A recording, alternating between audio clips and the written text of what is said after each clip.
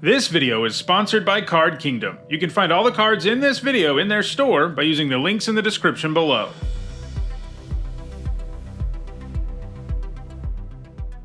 Hi everyone, I'm Nitsahone, and it's time for another MTG Top 10, the series where I rank cards based on their historical performance and Magic's highest level of competition. Today, we're going to look at mass burn effects.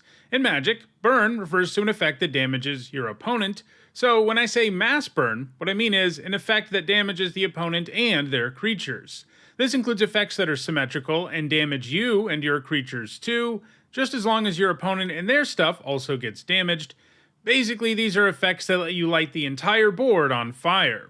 Before we get started, here's a quick reminder on how I score cards in these videos. A first tier top 8 is worth 2 points. This includes events like Pro Tours, and a second tier top 8 is worth 1 point. This includes events like regional championships. At number 10, it's Caven. For 3 generic and 2 red, this sorcery deals 2 damage to each creature and each player.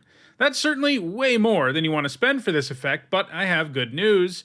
You can also exile a red card from your hand instead of paying the mana at all. And you know what? Paying 0 mana for this effect is amazing. It was played in extended sideboards in 2004 and 2005, a time when goblins were dominating the format, and Caven was one of the best ways to deal with them, as it was possible to get it done in the extreme early game.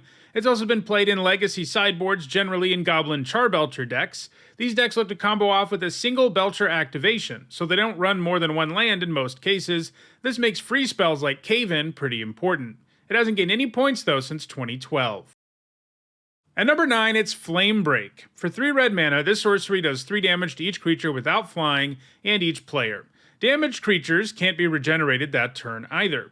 This is a pretty great rate for an effect that can kill most things when you cast it on turn 3. The triple red definitely makes it hard to play in every deck that wants this type of effect, but the challenging mana cost definitely gives you a worthy payoff. It gained most of its points in Mirrored and Block Constructed, a format largely dominated by affinity aggro decks. It was played in the main deck of a deck called Big Red that was specially constructed to combat affinity. All of the deck's creatures were large enough to survive Flame Break, but that wasn't usually true of affinity decks. Flame Break also achieved a single modern top 8 in red deck wins, but it hasn't gained any points since 2013. At number 8, it's Rancid Earth. For 1 generic and 2 black, it's a sorcery that destroys a land. It also comes with Threshold, which means that if you have 7 or more cards in your graveyard, you get a bonus effect. In this case, you get a mass burn effect because Rancid Earth deals 1 damage to each creature and each player. While red receives the majority of these types of effects, black has its fair share of mass burn too, although most black versions of it only do 1 damage at a time. Anyway, 3 mana to destroy a land is a pretty solid rate, so also doing some direct damage and killing a bunch of X1s on top of that can be pretty great. It saw significant play in Odyssey Block Constructed, a format where it was very easy to get Threshold online, and also a format where Cabal Coffers was heavily played, so making sure you could get rid of that powerful land was important. It saw more limited play in Standard, where it was a sideboard card, and it hasn't gained any points since 2003. At number 7, I've included 2 green mass burn effects in Hurricane and Squalline. Hurricane is a legitimate number 7, while Squalline would have come in at number 10 if it had its own slot. Both of these do X damage to each creature with flying and each player. Hurricane is a sorcery that also costs a single green, while Squalline is an instant that also costs 2 green. I thought for a little while about whether I wanted to include effects that only damage flyers on this list, but ultimately I decided these types of effects should qualify, as most of the time when they do get cast, they are damaging most of the board too. In 3 separate standard formats, Hurricane was not only good at dealing with flyers, but it could also be a finisher in green aggro decks that mostly kept their creatures on the ground anyway. In that type of deck, it could sort of feel like a green fireball. Squalline came later in Time Spiral, and it saw significant sideboard play in Standard because it was a format dominated by fairy decks. Neither of these have gained points for a very long time. At number 6, it's Pestilence. For 2 generic and 2 black, it's an enchantment with an activated ability that costs 1 black mana, and it deals 1 damage to each creature and each player. That's a super powerful effect, so they did have to balance it a little bit, and they did that by making sure you have to sacrifice Pestilence at the end of your turn if there are no creatures in play. This can dole out huge amounts of damage and wipe the board for a very reasonable cost, and it isn't that hard to make it stick around and continue to dominate the game. You just have to make sure not to kill everything. Pestilence was played in mono-black control decks in the Standard of 1995, and more recently it's seen a ton of play in Pauper, a format where only commons are legal. That's right, a card with this big of an impact on the board is a common. It doesn't matter for this video, but it was completely insane in every limited format it was part of, something I discussed when looking at the top 10 commons for limited. Anyway, in addition to being nuts in limited, Pestilence is crazy good in Pauper, where it simply has one of the most powerful effects of any common that's ever been printed. It's likely to gain more points in Pauper in the future. At number 5, it's Crypt Rats. For 2 generic and a black, you get a 1/1, and it has a pretty awesome activated ability. For X mana, it does X damage to all creatures and players, but you can only spend black mana on X. In other words, this rat can be a board sweeper in a potential win condition. It saw some play in Mirage Block Constructed, but like Pestilence, it's done the most by far in Pauper, a format that is very light on sweeper type effects, but Crypt Rat can definitely get it done. It's going to keep seeing play in Pauper going forward.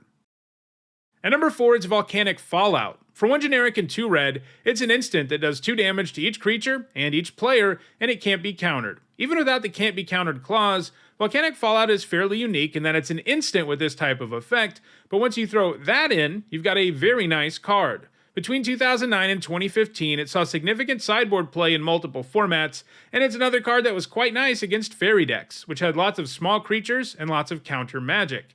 It doesn't have any points since 2015 though.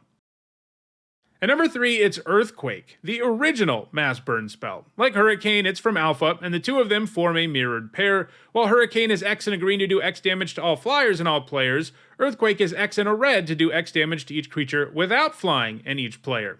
It was a heavily played card in Magic's early days, showing up in a top 8 at pretty much every event it could between 1995 and 2000. It was played in control decks, but also in aggro decks since it could also be a useful finisher against an opponent who may have stabilized. It was reprinted regularly in core sets, giving it multiple shots in Standard. Anytime it was legal in Standard, it saw at least some play. Its last reprint came in M10, and even though that was long after it was first printed, it still managed to make it into top 8s, but it doesn't have any points since 2010. At number 2, it's Cloud Thresher. For 2 generic and 4 green, it's a 7/7 with flash and reach, and an enter the battlefield ability that qualifies it for this list, because when it enters, it does 2 damage to each creature with flying and each player.